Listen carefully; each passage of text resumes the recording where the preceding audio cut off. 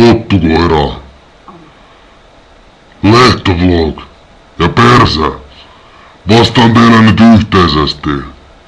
Miksi Naamio tekee näitä? On se, että teidänlaisianne virtuaalipellejä täältä löytyy. Makee, kannattaisiko alkaa maksamaan niitä laskuja niistä enää? Ja sen jälkeen Naamio voisi jopa sponsoroida sinulle uudet vaatteet.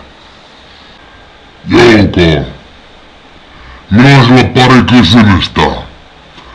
Voisimmeko vaihtaa pottukoiran suosiolla rölliksi?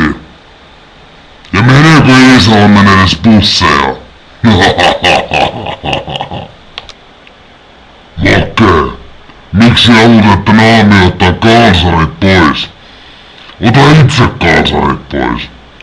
Pottukoira, minä olen sinä.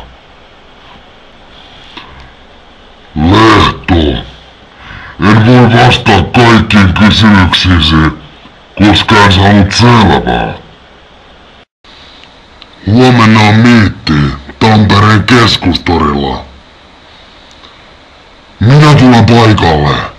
Ilman Naamiota olen yksi teistä.